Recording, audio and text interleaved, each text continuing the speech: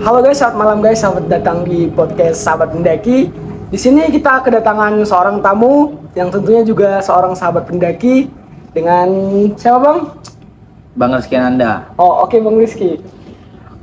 Kegiatan sekarang apa bang? Kalau boleh tahu? Kegiatan sekarang lagi kuliah, lagi ngambil profesi nurse. Oh, Kemudian ya kadang latihan juga. Ya kadang kalau lagi nyari keheningan atau lagi nyari ketenangan, kadang daki lah. Tapi ya sekarang lagi padat. ada jadwal ya. Ya. Kalau boleh tahu bang ya, ada banyak juga kan dari kita nih kan dari sahabat pendaki ini banyak inspirasi bang ya. Saya dengar kan bang, abang juga seorang petinju, perawat juga bang ya, dan juga seorang pendaki nih. Apa sih yang bisa bikin abang itu jadi seorang perawat gitu? Padahal hobi abang ini menantang semua kan? Kenapa bisa gitu bang? Kenapa bisa jadi perawat ya? Kenapa bisa jadi perawat? Kenapa bisa jadi perawat? Dulu ceritanya aku pertama daftar TNI. Karena aku dulu pesantren ya, pesantren. Jadi pertama pesantren aku daftar TNI, tapi gagal. Kemudian aku bingung mau kuliah di mana. Aku terbuka aja modelnya. Jadi aku pun juga suka hal-hal baru. Jadi orang tua aku tuh nyuruh aku buat masuk ke perawat. Karena kakak aku juga perawat kan. Jadi ya aku masuk perawat. Karena setelah aku sebetulnya nggak ada hobi ke perawat, karena basic juga nggak perawat. Di pesantren tuh basicnya pertama IPS, ya IPS. Tapi kan kalau IPS nggak nyambung untuk IPA kan, karena perawat ini identik dengan IPA kan. Jadi ya kayak gitulah. Akhirnya aku terima, aku coba hal-hal yang baru gitu sampai sekarang. Gimana rasanya bang untuk kan mendaki nih, juga seorang perawat. Kalau ketemu seorang pendaki juga yang mungkin terkena trouble gitu di trek gitu, apa yang sebagai abang lakukan sebagai seorang perawat? Kalau selama ini aku belum pernah jumpa orang yang trouble. Belum pernah jumpa aku trouble selama mendaki ya. Belum pernah aku jumpa orang yang trouble di jalan. Tapi ya tentunya ilmu keperawatan itu pasti berguna untuk aku sendiri. Karena kan ya contohnya aja kayak misalnya aku kedinginan, atau lagi kalau kita sebut bahasa medisnya itu apa? Hipotermia ya kan. Ya cara hipotermia kita harus hidupin api, kita harus cari kehangatan, ataupun bisa kalau udah dingin kali, misalnya kita ada mendaki berempat, ya kita harus saling berpelukan buat kehangatan gitu. Ya kalau selama ini belum pernah jumpa kawan yang trouble atau gimana. Kadang pun juga pernah sih aku terkilir waktu mendaki gitu kan. Dari gunung mana itu bang? Itu waktu aku mendaki Merapi. Merapi Sumbar, sekarang lagi ditutup tuh. Sayang banget ya. Sayang. Nah itulah, jadi terkilir ya aku ngurut sendiri lah. Aku perbaiki sendiri list saya. Kalau untuk mendaki gunung nih bang ya, apa sih pengalaman yang paling berkesan untuk abang sendiri? Selama mendaki aku tuh udah 4 kali aku. Gunung mana aja? Pertama kali aku mendaki tuh di Sumbar tahun 2020 di Sumbar, Bukit Tinggi. Ya itu Gunung Merapi. Sekarang udah ditutup. Kemudian masuk Singgalang yang kedua, baru ke Sumatera Utara nih, ke Medan nih aku naik ke Sibuatan, Sibaya. Sinabung pengen tapi belum buka. Emang nggak buka itu? Nggak boleh buka ya? Iyalah. Ya, itu sangat berbahaya itu. Ya. Untuk pendaki Merapi bang, kenapa sih kepengen ke Merapi? Itu tuh nggak kepengen. Jadi awalnya tuh belum pernah daki. Aku kan modelnya suka yang ekstrim. Jadi kayak seru aja daki gitu, kayak keren aja. Motivasi awal keren. Jadi ada juga kawan ngajak, karena aku di Bukit Tinggi tuh kan ngekos. Di belakang ngekos aku tuh kalau keluar itu langsung nampak pegunungan, langsung nampak Gunung Merapi tuh. Jadi kayak ya. Bukan ini kayak tiap keluar pun pagi, wih cantik kali, kapan aku naik situ ya. Jadi akhirnya kami lagi libur, kami coba naik daki ke Merapi gitu. Pertama untuk persiapan bang, mungkin kan abang pertama mendaki tahun berapa tadi bang? 2020. Nah untuk persiapan awal mungkin bang, kebanyakan orang-orang itu pasti minim banget itu kan. Jadi persiapan awal abang untuk mendaki itu apa aja? Aku pertama mendaki itu, aku udah ada juga ilmu-ilmu tentang apa namanya, survival ya. Survival itu kan kayak bertahan hidup gitu ya. Nah jadi apa-apa aja yang harus perlu dibawa. Kenapa? Karena di pondok dulu kan kami pramuka. Aku termasuk orang aktif pramuka, dan pernah juga guys aku ke Jambore Internasional di Kuala Lumpur, Malaysia tahun 2000 berapa ya, Cok? sekitar 2016-an kayaknya fotonya. Nah itu aku jambore internasional sana, jadi aku ya pengalaman di pramuka lumayan lama lah, lumayan lama. Jadi aku ada juga persiapan, kemudian aku juga tanya sama senior yang udah pernah naik ke Merapi kayak mana aja. Itu aku belum punya alat-alat juga, jadi ya apa sebenarnya sewa di sana. Kemudian itu aku waktu mendaki itu aku waktu masih di bawah ya, belum sampai ke apa sih namanya, Sabana, bukan Sabana sih, Puncak. ya dari awal apa namanya, dari hutan-hutan mau naik ke puncak itu apa namanya? Shelter ya? Shelter. Shelter ya? Shelter itu kayak pos, ada shelter. Apa sih namanya nyebutnya? Aduh lupa lah, kayak gitu pokoknya. Dia pokoknya terakhir yang ada pohon-pohonnya, mau naik ke atas itu kan udah batu-batu semua, batu-batu. Oh. Apa ya namanya? Aku lupa cok nyebutnya. Itu apa lah pokoknya itu. Dari yang sampai perpohonan tuh, aku pakai celana kayak baju kensi, nggak pakai apa, nggak pakai baju tebal, karena aku merasa panas cuy. Padahal orang lain kedinginan kan, jadi ya aku pakai baju kensi ya naik daki gitu. Oh, waktu summit itu? Iya, waktu summit. Kami ngecampnya di atas di puncak, nggak di bawah, langsung di atas. Memang itu makanya ada satu orang yang udah pernah gitu kan, tapi ya dia ngikut-ngikut aja. Mau di atas pun bisa, mau di bawah bisa. Aku pengen udah di atas aja kita langsung, karena kalau biar buka tenda langsung nampak pemandangan gitu kan. Iya. Kalau kita di bawah kurang gitu kan. Iya, langsung puncak lang terus. Padahal di Merapi itu dia anginnya kuat kali. Iya, anginnya kuat di Merapi. Nah, itulah. Jadi di puncak Merapi itu anginnya kuat kali. Nah, jadi tapi kami tetap kekeh mau di atas gitu. Ya, kayak gitulah. Dan persiapan fisiknya aku nggak perlu persiapan fisik lama-lama, karena aku kan salah satu atlet. Dulu aku udah aktif silat, tiap hari aku lari, tiap hari aku main game, jadi ya fisik sama napas sama-sama aja. Kalau boleh tahu bang, silatnya ya, silat apa yang mau ikut itu bang? Mungkin kan ada juga kan untuk para sahabat pendaki yang juga anak silat yang mempersiapi untuk jalur pendakian. Kan banyak tuh bang ya di pendakian itu yang mengibarkan bendera silat gitu. Aku silat apa suci. Pak Suci ya? Oh. Ya waktu aku pertama kali mendaki itu aku pun buat gerakan-gerakan silat juga di sana, baju perguruan juga tuh. Terus bang, untuk gunung yang paling abang sukai di antara 4 gunung ini gunung apa? Jelas karena aku mendaki baru 4 ya, jelas sampai sana masih Merapi lah, paling mantap. Untuk kalian yang penasaran fotoku di Merapi, kalian bisa tengok Instagramku ini. Ananda Panjaitan, kalian tengok foto profilnya lagi di Merapi tuh. Kalau untuk itu bang, yang apa sih bang pesan-pesan untuk para pendaki-pendaki ilegal yang di Gunung Merapi nih? Kan ada itu pendaki ilegal di Gunung Merapi. Apa sih pesan abang gitu? Aku kan baru tahu juga, rupanya semenjak tahun 2000 berapa ya, pertama kali meletus itu Merapi itu orang udah nggak boleh daki lagi rupanya. Tapi tahun 2020 tuh nggak tahu kenapa masih banyak orang daki. Kayak rupanya udah ada peringatan nggak boleh daki, tapi orang masih daki. Aku nggak tahu juga, karena dia akan aktif kan. Iya. Aktif, udah waspada juga. Jadi waktu itu masih diperbolehkan, masih banyak pendakinya. Dan kata-kata untuk yang pendaki ilegal itu kan kemarin udah ditutup kan, tapi masih ada juga yang daki-daki. Kita nggak tahu ajal kapan datang, ya brother. Jadi kalau udah dilarang tuh jangan dilakukan lah, bahaya untuk keselamatan, Mbak. Karena kalian bakal nyusahin kawan-kawan Basarnas juga, kawan-kawan relawan yang bakal membantu kalian. Jadi kalau udah ada peringatan, udah ada larangan, apalagi bahaya, udahlah, nggak usah lah dibuat-buat, karena bakal nyusahin orang. Betul juga tuh. Dengerin tuh sahabat-sahabat pendaki, jangan coba-coba lah. Ini bang ya, aku mau tanya nih bang. Kalau untuk di antara 4 gunung ini, trek yang paling mematikan bagi abang apa? Kalau aku bilang trek paling mematikan tuh aku di Sebuatan. Sebuatan ya, oh. Karena ngapa aku bilang paling mematikan? Mungkin masih banyak matikannya, tapi kan aku baru mendaki 4 ya, bagi aku di Sebuatan. Karena kayak kami itu berangkat itu setelah COVID. Nah itu setelah COVID tahun di Sebuatan tuh tahun 2022 nggak salah aku. Terakhir COVID ya 22. Iya 2000 enggak dang. Iya kayaknya tahun 2022 awal aku kayaknya mendaki ke sana. Di akhir dang. Di akhir ya. 2002 akhir itu kayaknya masih COVID tuh. Baru siap COVID. Jadi belum ada di sana. Dan waktu itu jalur kan ada 2. Ada jalur Pancor Batu ada sama Nagalingga.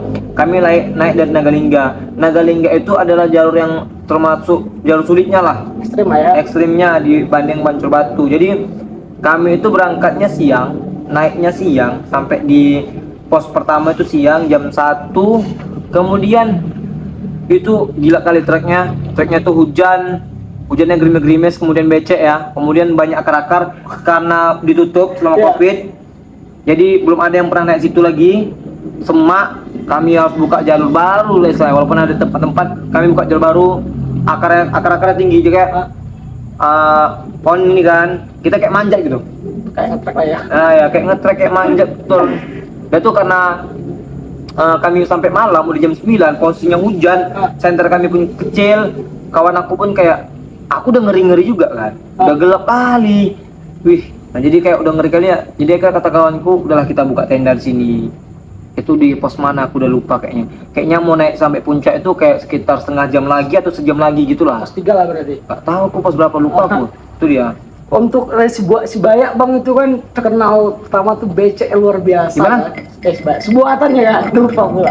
Di Sebuatan tuh kan terkenal nama becek estimnya jalurnya ini.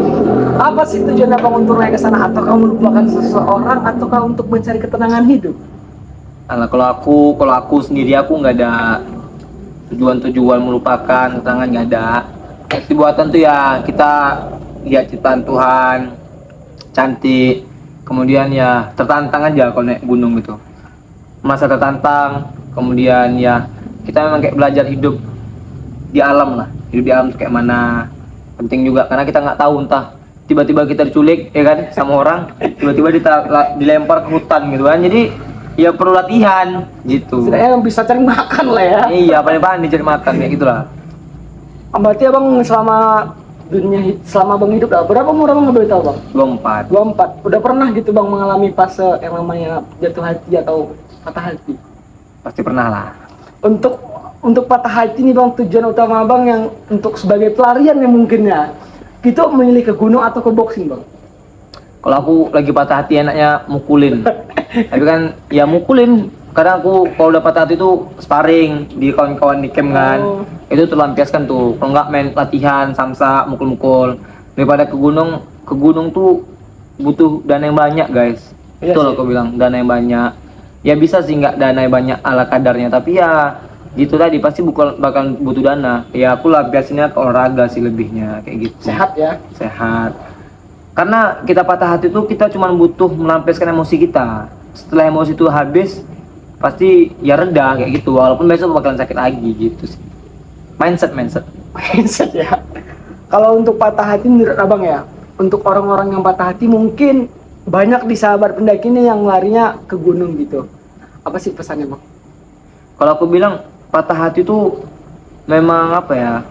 Orang beda-beda ngadapinnya. Bahkan ada sampai yang ngadapin dengan cara bunuh diri kan. Iya betul banget itu. Dengan cara bunuh diri. Jadi kalau aku bilang kalau kalian lagi patah hati nggak usah ke gunung. Karena kalau lagi kalian patah hati ke gunung tuh lebih bahaya sih menurut aku. Iya. Karena apalagi treknya ngeri gitu ya kan. Karena kalian lagi patah hati, kalian mikir nggak ada yang peduli sama kalian, nggak ada yang mau dengerin cerita kalian malah ada gunung nanti, ya udah ada jurang situ, baik aku mati aja lah, kan lebih bahaya. Selesaikan aja ya. Iya, tapi kalau aku bilang kalau mau naik gunung tuh ya hatinya lagi reda gitu, bisa berpikir positif, naik ke gunung nggak masalah. Tapi banyak juga kawan-kawan kan yang lagi patah hati naik ke gunung, ya aku bilang hati-hati aja, nggak masalah juga, yang penting hati-hati, jaga kesehatan juga. Abang kan udah banyak nih bang, kayak banyak banget sih hobi ya kan, pendaki ya, boxingnya, apa lagi hobi abang? Mau dibilang sini semua? Iya bilang aja nggak masalah. Hobi aku tuh ya main musik. Oh musik ya? Aku musik aku gitar aku basis. Kemudian aku melukis juga. Bisa ngelukis itu bang? Oke, aku melukis pemandangan, kemudian kaligrafi kontemporer juga. Kemudian aku suka daki, aku suka olahraga martial arts. Apa itu bang? Martial itu bela diri. Jadi bela diri yang kuasa itu ada boxing, muay thai, kickboxing, Brazilian jiu-jitsu, silat, kemudian muay thai udah ya? Muay thai udah. Kemudian ada MMA, kungfu, kemudian itu aja sih kayaknya. MMA lah tadi. Itu deh. Di antara berapa tadi? 6 ya bang ya? Bela diri 6 ini yang paling abang kuasai itu apa bang? Kayaknya silat lah, karena silat tuh dari kecil aku. Basicnya ya silat Iya, ya? dari silat kecil sampai sekarang pun masih silat. Masih aktif silat. Berarti enak lah ya, kalau patah hati tuh mukulin orang berarti Mukulin pada orang. naik gunung. Tapi ya, saya kan sparring gitu. Ada nggak sih bang gunung-gunung impian ya bang ya? Kalau contoh saya nih, impian saya ini Rinjani gitu kan. Apa ada nggak impian abang itu untuk menaiki gunung-gunung apa gitu? Gunung impian aku kayaknya pengen naik ke apa sih? Rinjani ya? Rinjani di mana Lombok ya? Lombok. Lombok Rinjani sih. Nengok kawan-kawan pengen sana. Udah tuh ya kayaknya Rinjani sih paling keren. Abang pengen Rinjani sendiri atau bawa pasangan bang? Nah, aku nggak pengen aku bawa pasangan ke gunung, bahaya. Anak orang apalagi kita dakinya berdua kan guys. Jadi untuk kalian yang daki-daki berdua sama pasangan hati-hati aku bilang. Itu anak orang yang kalian bawa apalagi yang belum sah. Itu anak orang yang kalian bawa jadi hati-hatilah. Kalau memang mau sama pasangan, aku saranin sama kayak 6 orang mau pasangan ya gas-gas aja lah. Gitu. Aku kan pernah nih bang, saya nih bang naik gunung sebuatan terus saya nge-trek ini malam. Dijumpa dengan satu tenda ini cewek sama cowok lagi gitulah. Itu pesannya apa bang? Sebentar bang lah. Mereka yang gitu bercinta di alam bebas, padahal kan kita tahu alam itu harus kita jaga ya kan, terus kita lestarikan gitu. Apa bang? Ya, tawadab aja lah, tawadab. Karena itu kan tempat umum. Kalau kan memang membuat kayak gitu, bukan aku bilang kalau membuat kayak gitu itu dibolehkan, nggak boleh gitu kan. Tapi ya, apa yang kalian udah berkeluarga gitu kan, udah sah gitu ya. Jangan tempat umum. Ya, lebih privasi lagi lah. Alam tuh bukan tempat untuk kayak gitu. Alam tuh tempat kalian untuk bertadabbur tuh ya, kalian mensyukur ciptaan Tuhan, bukan malah membuat dosa di sana guys. Tapi kalau masalah dosa masing-masing lah, aku nggak peduliin juga. Ngapain begitu dosa orang ya? Di sini kita cuma menemani para sahabat mendaki aja. Begini bang, untuk mungkin ya kan, kalau untuk naik gunung ini salah satu hobi yang ekstrim gitu. Dan juga kebanyakan dari para sahabat mendaki ini untuk menyembuhkan lukanya di gunung. Jadi bagaimana sih tanggapan abang untuk mereka? Yang menyembuhkan luka di gunung? Menyembuhkan luka di gunung. Contoh saya bang, saya ada beberapa gunung yang saya daki, cuma untuk menyembuhkan luka dari seseorang yang mungkin sekarang sudah almarhum gitu kan. Dia sudah meninggal, dan juga saya mempunyai mimpi gitu sama dia untuk mendaki gunung dulu. Dan akhirnya dia telah duluan pergi, akhirnya saya sendiri mendaki gunung itu. Mungkin ada nggak pesan dari abang untuk orang-orang seperti saya gitu? Ya nggak masalah sih. Orang daki gunung dengan rasa yang berbeda-beda dengan masing-masing. Tapi kalau untuk kalian yang luka nggak sembuh-sembuh, itu udah jadi luka kronis namanya. Apa itu kronis? Luka kronis itu luka yang udah parah kali. Jadi harus kalian sembuhkan. Kalau tentang cewek nggak satu di dunia ini, cari yang lain. Kalau kalian masih mau mengingatnya nggak masalah, tapi jangan sampai kalian ingat dia sampai bawa dia ke hubungan yang sekarang. Ya kayak gitulah. Yang pergi biarlah pergi, yang berlalu biarlah berlalu, hadapi yang ada. Boleh diingat, tapi tidak boleh apa ya? Boleh diingat-ingat terus, tapi tidak boleh dibawa ke kehidupan yang sekarang kayak gitu. Kehidupan sekarang ini kita lalui aja ya? Iya, jalani. Kalian harus punya target-target baru, harus punya rencana-rencana baru ke depannya. Jangan kita ke belakang tuh cuma untuk nengok spion. Jangan kalian nengok gini. Ini contohnya ya. Kalian lagi berkendara, jangan naik ke belakang terus. Kalau ke belakang terus, kalian bakal nabrak. Tapi lihatnya ada spion. Kalau lihat spion kita kan cuma sekali. Sekali kan? Nah, kayak gitulah ibaratnya. Jadi ya kalau kita nengok masa lalu ya nengok masa lalu ke belakang bentar aja. Jangan lama-lama. Ya kayak gitulah dia. Kalau untuk naik gunung bang, kan ada nih yang mau naik gunung tapi mereka kayak mempersalahkan mempertaruhkan kayak mahasiswa gitu kan, kebanyakan kan mahasiswa nih naik gunung nih.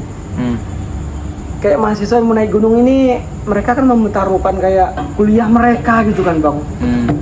Apa sih menurut abang itu mereka mempertaruhkan kuliah mereka demi naik gunung gitu? Ya mungkin dia ada target-target lain lah. Mungkin dia mempertaruhkan kuliahnya, mungkin dia di bagian olahraga mungkin untuk buat tesis atau buat skripsi yang nggak masalah lah. Itu urusan masing-masing ya, pandai-pandai aja lah gitu. Mau ngomentari.